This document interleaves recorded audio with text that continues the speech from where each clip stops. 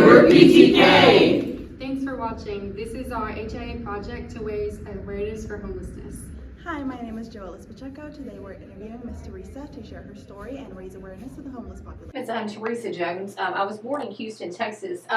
For a majority of my daughter's life, who is, she'll be 15 in January, we've lived in North Mississippi in a little country town called Independence, about 30 minutes from Memphis. And we currently reside in Pascagoula, Mississippi. What brought you from Memphis to Mississippi? Well, initially, the main reason that we are in the situation that we are in today is because I didn't have enough money saved up whenever my mom died. That's really, current problems that we have today, they all they all fall back on me. My daughter, like I said, she'll be 15 in January. She spent the first 10 years of her life in a country home with my parents. And so after my mom passed and I didn't have the finances that I should have prepared for, we tried living with family members in Memphis. We moved to Las Vegas and tried living near her father there. And so I rented a U-Haul and drove back to Memphis to be near her, or back to our family. And that did not work out well. So we ended up at a very nice group home called Safe in Tupelo, Mississippi. The workers there were extremely nice and capable, and they referred us to a group home here in Pascagoula called Adrian's House. Mm-hmm. And Safe and Adrian's House helped us find the Open Doors Homeless Coalition program. And so while my daughter and I, because we were staying at these group homes, I was trying to keep my daughter, from actually being on the street. But there were a few nights whenever we were in Las Vegas at her father's that I spent the night in that in the U-Haul, but we weren't on the street. So trying to prevent us from doing that. What would you say was the most challenging part from being homeless to being housed? What was the most challenging part? Yes, ma'am. The most challenging part by far for me, for myself personally, is the transition. Like I said, we lived in the country with my mom and her husband, and they were elderly. And so they were quiet. And so it was just my mom, her husband, me, and my little girl. And so going from that countryside to living with multiple people that are under that, even though they're going through the same crisis that we are, similar, still being with a whole bunch of other people at one time versus the quiet country that we're used to, I guess would be Most challenging. yes. What was Besides not having money or a home or okay. What was your motivation that kept you going while being homeless? My daughter.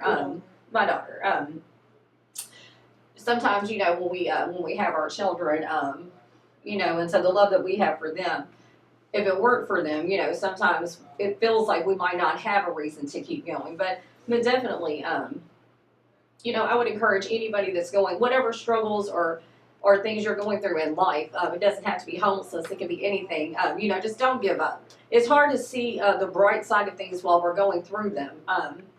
But later on in life, we sometimes see how if bad things didn't happen, we wouldn't have the same morals or beliefs that we do today. And so we see later on in life sometimes that things do happen for a reason, and that they can be beneficial toward us. What misconceptions do people have about homeless people that you'd like to dispel? Perhaps that they are unintelligent, that they're stupid, that they're, I don't know. But, sometimes people may just be going through a difficult time, and financial hardship and need some help to get back on their feet. Did you ever encounter anyone who, while you were in that situation, that insulted you and, related to those stigmas that you were just speaking about? Yes. Yes. Yes, they have. They have. We can see it every day in our society, the way that we not idolize, but sort of like movie stars and actresses, and so luxury and beauty is very much emphasized in this country. So if there are certain days where you look pretty, you're going to notice people are nicer to you.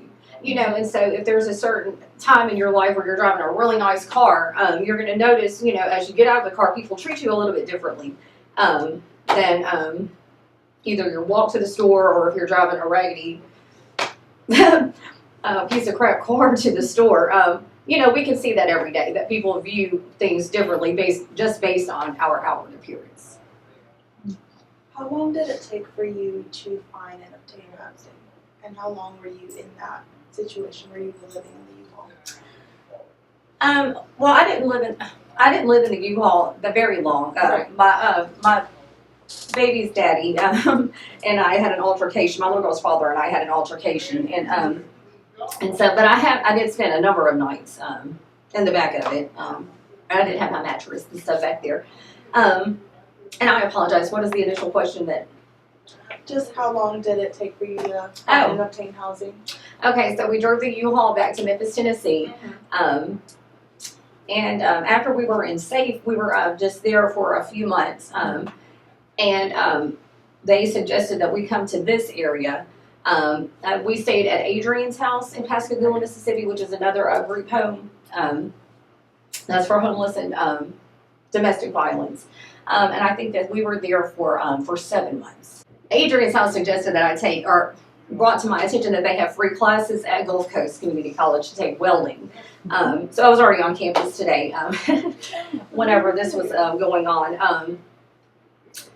And so anyway, I'm trying to learn a new career in this area where I can get back on my feet and not receive assistance from so many different group homes or organizations. But I'm thankful that they do have things like that available to help people whenever we need some help. What did you do before? What was your previous career? I've been an assistant manager at Wendy's for most of my life. I started when I was 16, and, and I got multiple promotions and everything, but I've spent over a decade asking people, may I take your order, and how would you, how would you like this prepared? And so I just really want to, I'm in a different transition, crossroads in my life. I would really like to do something different. How did you find out about Adrian's home and Open Doors and the safe where you were at in Memphis? Who brought those resources to your attention? While we were in Memphis, we were staying at my family's house. I got into an altercation with my family, and my cousin's boyfriend, he smacked me pretty hard across the face. And it knocked me, it was just one, he only hit me one time, but it knocked me unconscious.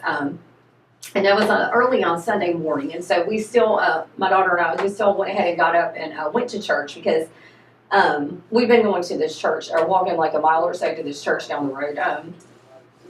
And so we still went ahead and went because I wanted people to see. I didn't want to just keep, or to teach my little girl to be silent all the time and to keep things in all the time. I wanted her to see, that, or people to see, that something had happened. And so one of the ladies at this church in South Haven, Mississippi, that we went with at Grief Share, I was attending Grief Share classes there, and she drove my daughter and I to, even though that was like almost a 2-hour drive, she drove us to Tupelo to safe. So that was really kind of her. So. What advice would you give someone who was in your previous situation? We don't want our kids to see us, and I mean, we want our kids to grow up well, but when they see us getting abused, or they see us getting hurt, that's sort of teaching them that it's okay, to let other people hit you and to let other people harm you. And I know there's plenty of times when people might say something to me that I don't say anything, but in this situation, when they started hitting me, if they hit you once, they'll hit you again. And so, even though it's difficult to leave, it's difficult to change your whole entire life. It's difficult to make changes in your life, but if you make a list of all the good things that's going on, if you make a list of all the wrong, and you can tell, that what you need to do for yourself and for your family to make changes. It's hard, but sometimes that's what we need to do. Is there anything else you'd like to share with us? Just don't give up, even when life, is hard and it seems like nothing is going right. It doesn't seem like nothing is going right, you know, and everything is wrong or horrible. You know, things will get better, and so just don't give up.